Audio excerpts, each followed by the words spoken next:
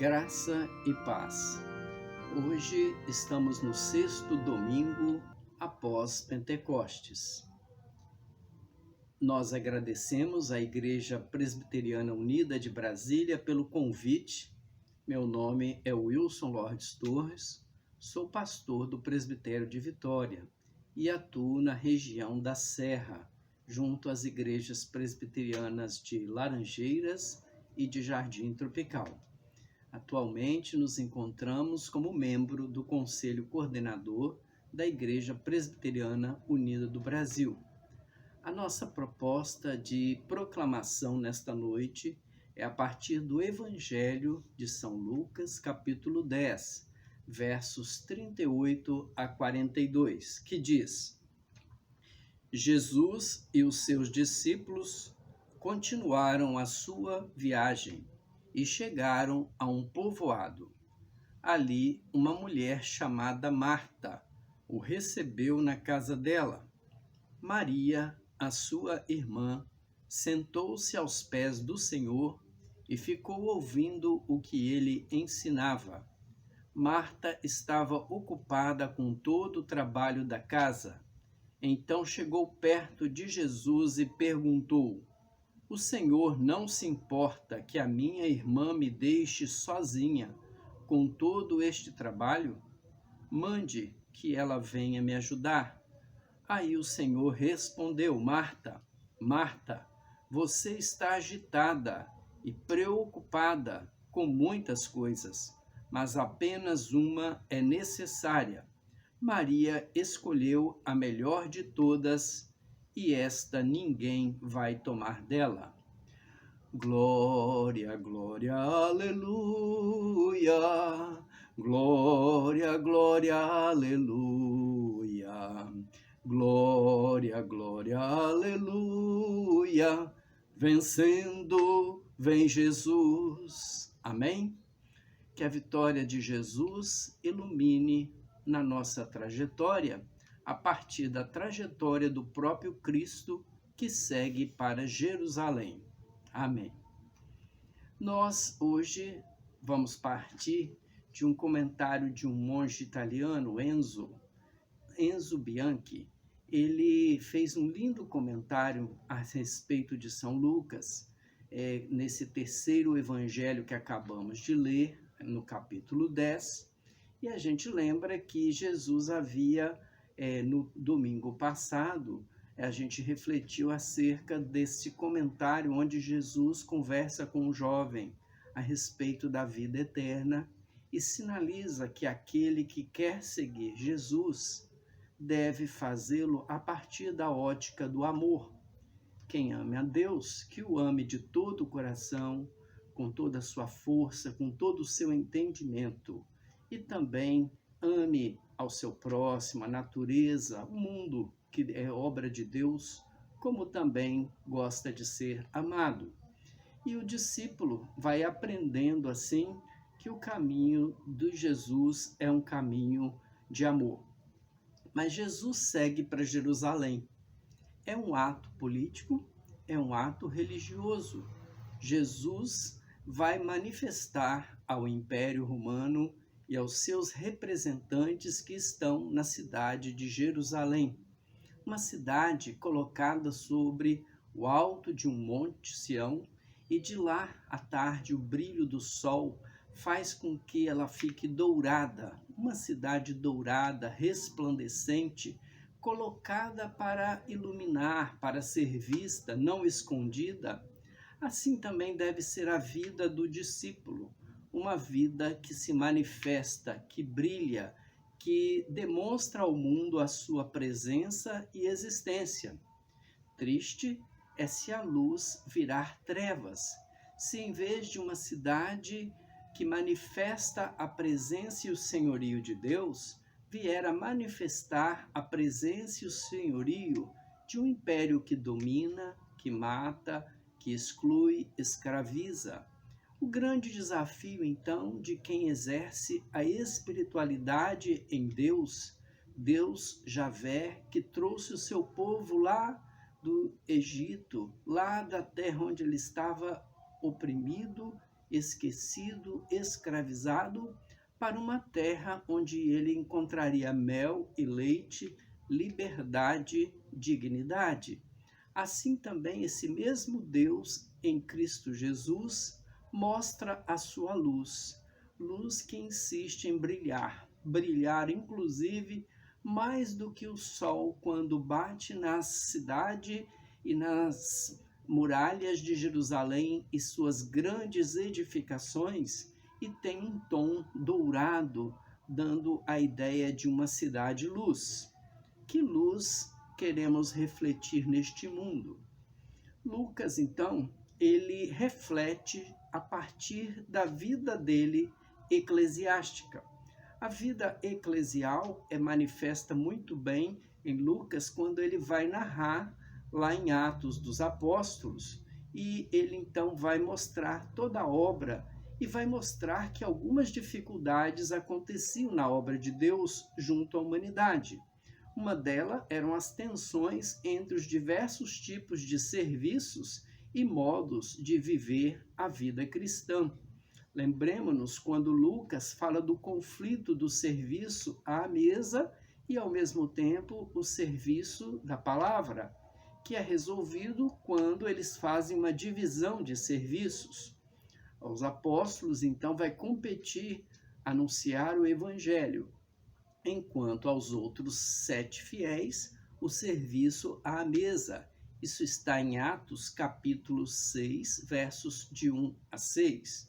Nós também vamos ver que essa solução foi encontrada, mas em nenhum momento São Lucas vai dizer que é uma solução definitiva e única, mas é uma forma como a comunidade primeira identificou para resolver seus conflitos. Em todo caso, o conflito foi realizado e se disse do primado, da primeira, da mais importante coisa a fazer, que é não esquecer de aprender de Jesus e ensinar Jesus no nosso testemunho diário. Assim, quando Jesus passa no caminho para Jerusalém, no enfrentamento de todas as forças religiosas e políticas como fariseus, saduceus, entre outros, Jesus passa por uma necessidade física, necessidade biológica, necessidade de ser acolhido, necessidade de se alimentar, necessidade de descansar, necessidade de encontrar hospitalidade naquela que também poderia ser chamada casa de peregrinos, casa dos fios verdes, entre outras, e agora está sendo acolhido a partir da vida de Marta, e que na casa encontra-se também com a outra irmã, Maria. Essa comunidade, então, formada por essa família, vai nos apresentar uma característica muito importante, a da hospitalidade que deve ocorrer. Nessa subida, então, poderíamos lembrar de Lázaro se formos no Evangelho segundo São João, mas como estamos a partir do Evangelho de Lucas, para não misturar os escritos, nós vamos então lembrar desta casa de Maria e de Marta, casa que acolhe, casa que permite desfrutar de amizade, intimidade, descanso, renovo, um tempo de pensar a missão. Coisa boa visitar um irmão, encontrar acolhida e amizade. Ao entrar na casa, acolhido por Marta, uma mulher que é ativa, empreendedora, empenhada em preparar a comida, as boas condições de um acolhimento a um que tinha o status e a dignidade de um rabino judaico, um amigo também. Marta, então, é puxada por todos os lados na tarefa de cuidar dos serviços necessários a quem gosta de receber bem. Maria, a outra irmã, não fica indiferente ao visitante ilustre. Aparece como uma mulher que vai se dedicar a aprender de Jesus. Ela se põe a escutá-lo, coloca-se assim aos pés do Mestre e profeta para receber dele o ensinamento. Importante lembrar que ela é protagonista, ela é uma pessoa que vai ao encontro de Jesus, como Jesus está na sua casa, ela vai até ele e de tudo que tem de fazer, ela prioriza sentar-se aos pés do mestre, que é uma atitude típica de discípulo. Está em Lucas 8:35, onde São Lucas já deixou claro que essa é a postura clássica de um discípulo. Isso quer dizer que Jesus aceita ensinar mulheres. A tradição para os rabinos daquela época dizia assim: que a tua casa seja lugar de encontro para os sábios. Agarra-te ao pó dos seus pés e bebe sedento as suas palavras. Assim estava escrito na Mishnah. E essa tarefa, entretanto, era reservada aos homens. E certamente as mulheres estavam excluídas.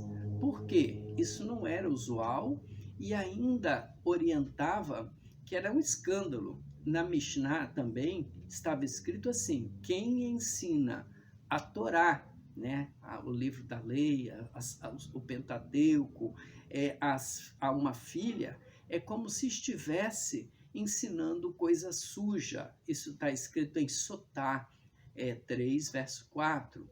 Isso são registros adicionais que não estão na Bíblia, mas que ao estudar os textos e os costumes daquela época, a gente identifica.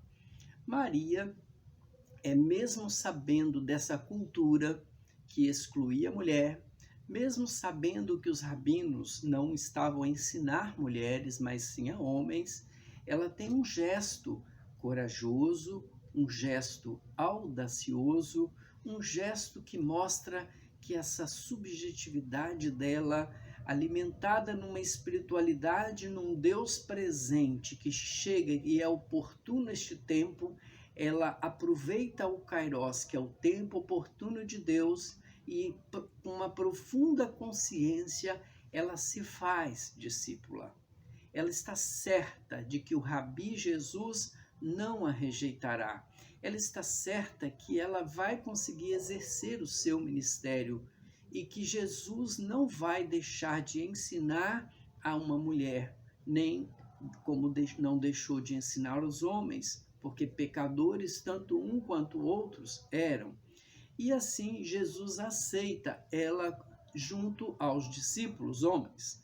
Então ele tem uma discípula, é o que o texto deixa claro. Por outro lado, Lucas, lá no capítulo 8, versos 2 e 3, ele vai falar das mulheres que também serviam Jesus, como a Maria Madalena, a Joana, a Susana e outras.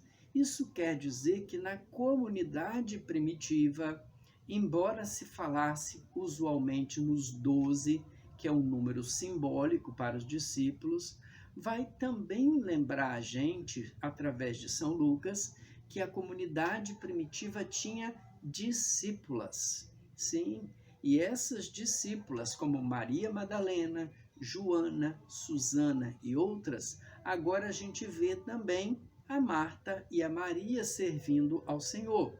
Entretanto, uma mais no serviço da mesa e outra no serviço da palavra. Daí, então, a diversidade dentro de uma mesma família manifesta no testemunho de Maria e no testemunho de Marta. Lucas também vai lembrar que neste contexto, Jesus então não exclui e nem abre mão deste apoio. Mas existe um conflito. Esse conflito é cultural, esse conflito é machista, esse conflito é do pecado humano, onde um quer ser maior que o outro, mesmo não sendo. E aí, a Marta vai, dentro desta relação, também dizer: puxa, eu estou no serviço ao Senhor. E ela faz uma declaração de fé, quando ela fala Kyrios, Senhor. Esse é o termo que era a confissão de fé. Jesus é o Senhor, é o Kyrios, como até em João 21:7 também vai falar. Ela declara que Senhor é a confissão dela, então ela crê. e ela serve, ela trabalha, ela está animada, ela tem se dedicado. E ela então fala: Senhor, eu estou aqui tão atarefada, por favor, mande que minha irmã venha me ajudar. Ela pede então uma intervenção divina e humana, que é a de Jesus. A Marta se esforça para acolher bem e quer ajuda. Ela está inquieta, ela está preocupada, quem sabe ansiosa, ela está atribulada com tanta responsabilidade e ela pede ao Senhor, né, diante da necessidade de apoio. E Jesus, então, olha e escuta atentamente para Marta e faz um diagnóstico de um homem e de um Deus presente na casa de Marta e de Maria. E ele diz com amor e ternura: Marta, Marta, tu te preocupas. É até um desejo, uma alegria, né? Alguém que se preocupa com a gente. E ainda ele diz: tu te agitas por muitas coisas. Como vejo que você se dedica para me acolher e me receber bem. Essas palavras, então, não foram uma repreensão, foi uma constatação de Jesus, né? E essa constatação de Jesus, depois Jesus vai corrigir com muita doçura, dizendo: cuidado, a agitação pode impedir a escuta. A agitação pode atrapalhar essa acolhida tão amorosa que você está me oferecendo. Para me agradar, o mais importante não é só, mas a escuta. Que nenhuma preocupação seja obstáculo a essa verdadeira relação. É claro que eu gosto da mesa, eu gosto da partilha, eu gosto da comunhão. E estou feliz e alegre que você esteja a me oferecer isso, Marta. Mas como, Marta, só isso ser importante? Algo maior precisa também de acontecer, que é a aprendizagem, é a escuta atenta, pois a gente todo dia sente vontade de comer, mas também todo dia a gente sente vontade de ouvir a palavra de quem talvez mais à frente não esteja. E como é que se retém? Tirando um tempo para escutar, tirando um tempo para aprender, um tempo para aquietar essa preocupação tão legítima do que comer, o que vestir, onde dormir e assim por diante. Jesus adverte que as palavras, elas devem lembrar que ela não é só comida e roupa que a gente deve manifestar. Lucas 12, versos 22 a 29. E a gente não deve se deixar levar pela agitação da vida, à espera da filha do filho do homem, que há de vir, conforme Lucas 21, versos 34 em diante. Então, não espere com ansiedade. Cada dia traz a sua dificuldade, mas também cada dia traz a sua oportunidade. Para esse momento, então, Lucas vai até lembrar algo que parece que a gente está lendo lá em Paulo, na primeira carta aos Coríntios, capítulo 7, quando Paulo vai falar da sua relação com o Senhor, e ele exorta a não sermos distraídos, puxados para aqui e para ali, para lá e acolá. 1 aos Coríntios 7, verso 35. Preocupados, divididos, ansiosos? Não. Essa advertência, portanto, vale tanto para Marta quanto para cada um de nós. É claro que queremos cuidar de tudo o que nos permite viver, incluindo a nossa espiritualidade. Uma boa comida, um bom vinho, uma boa alegria de comermos juntos, mas também a alegria de aprendermos juntos daquele que insistente e amorosamente está a nos ensinar. Trabalhar sem se agitar, servir sem correr nem tropeçar, são atitudes humanas necessárias para uma boa acolhida. Então Jesus conclui que uma coisa é necessária: Maria escolheu a melhor. E isto não vai ser tirado de Maria, porque também é tão legítimo aprender de Jesus quanto servir a Jesus. Não é que um é maior que o outro, mas são dons complementares. Trabalhar e servir, orar, aprender, proclamar. Uma coisa, o discípulo, a discípula, que escuta sua palavra é aquele que também coloca esta palavra em prática. Escuta e prática está em Lucas 11, versos 27 a 28. Então, podemos lembrar que não é o ventre que trouxe Jesus, que é bem-aventurado. Não é quem acolhe Jesus para uma refeição extraordinária que é bem-aventurado. Também não é quem fica a fazer tantas coisas que também é bem-aventurado, mas bem-aventurado é aquele que, fazendo todas essas coisas, também escuta a palavra e a coloca em prática no seu dia a dia. Não é fácil para nós respeitar esta primazia da escuta ativa, escuta atenta, escuta que nos faz transformar e aquecer o coração, escuta de Jesus, palavra, verbo encarnado, Deus que ilumina a nossa vida. De fato, a gente muitas vezes pode cair na tentação de não escutar Jesus, às vezes até para não observar o que Jesus ensina. Há também uma tentação de preferir aquilo que nós queremos naquele momento, ainda que seja legítimo, não é a primeira atenção nossa. Aquilo que decidimos, quantas vezes é o que queremos que Jesus faça? Senhor, eu estou mandando, fala para ela vir me ajudar. Quantas pessoas fazem isso? Ou até porque pagam um dízimo legal, ou porque são muito trabalhadoras, se sentem talvez um pouco mais espirituais que as outras e falam: como é que o senhor não está me ouvindo? E às vezes a gente precisa de ter um pouquinho a atitude do mar. Por que o mar é tão grande? Porque ele se coloca um pouco abaixo dos rios. É o que nos diz a sabedoria chinesa. Também podemos ter essa humildade de parar, fechar a boca, escutar e obedecer. Que a primeira coisa seja aprender de Jesus para depois ensinar. Assim, Marta e Maria, vocês nos ensinam a lição de quem acolhe e que vive essa tensão permanente entre o fazer, mas com consciência de primeiro ter aprendido.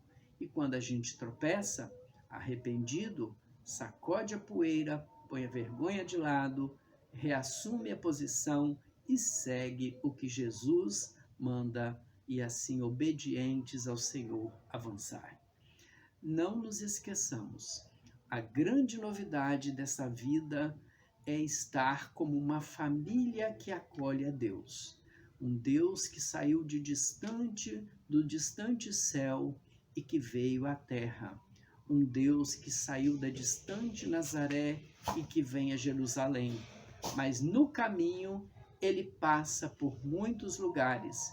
E ao passar por muitos lugares, ele precisa de acolhida, ele precisa de casa, ele precisa de pessoas que o acolham, ele precisa de corações atentos, escuta ativa, pessoas que se disponham a aprender e a receber a formação para também serem proclamadores. O reino de Deus, a gente possa dizer, venha. É uma família, então, servidora, essa família de Marta e de Maria. Uma família que tem pessoas que se dedicam a servir, seja na cozinha, seja no tanque, mas também no púlpito. São discípulas de Jesus, família discipuladora, família dedicada e consagrada, que nas porções da vida é hospitaleira, é disposta, é humilde, é companheira de Jesus de caminhada, é família comprometida com o ensino.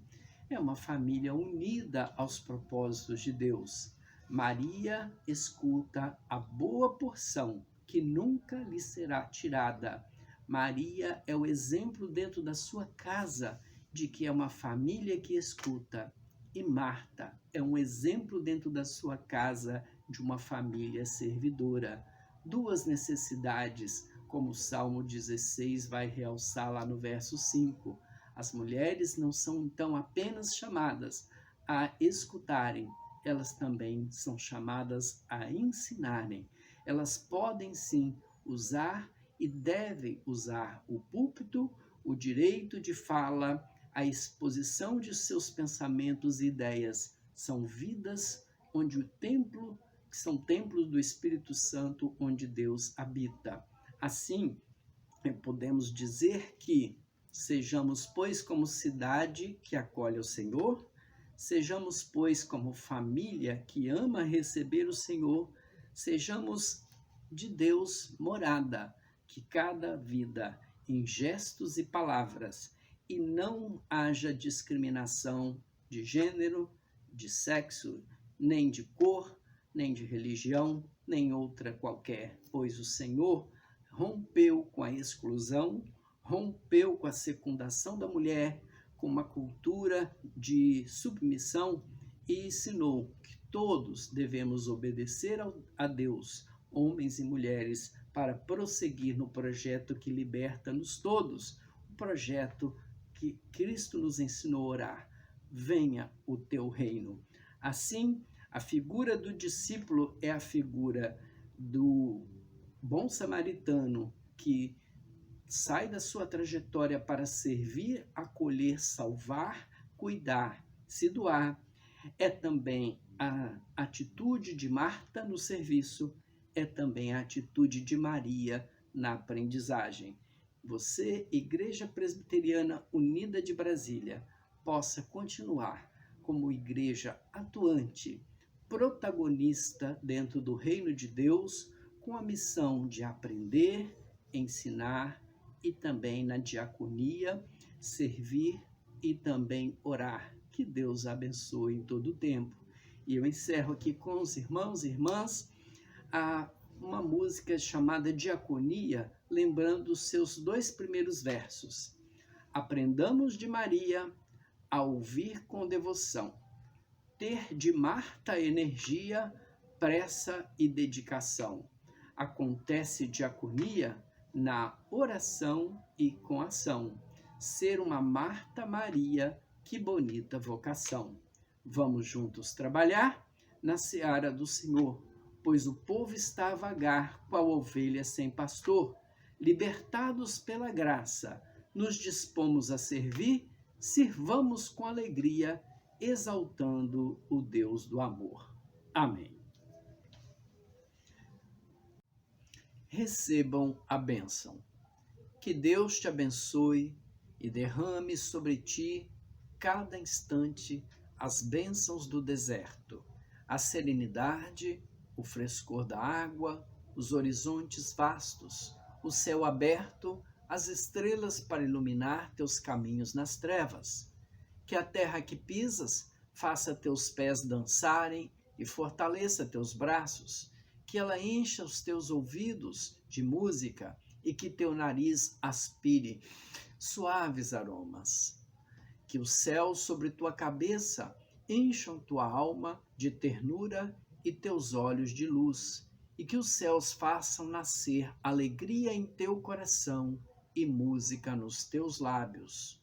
Esta é a declaração do livro de culto do Conselho Mundial de Igrejas na sua 9ª Assembleia, e os envio dizendo: agora vão, busquem servir segundo o exemplo de Jesus Cristo, que não veio para ser servido, mas para servir e dar a vida em resgate de muitos. Amém.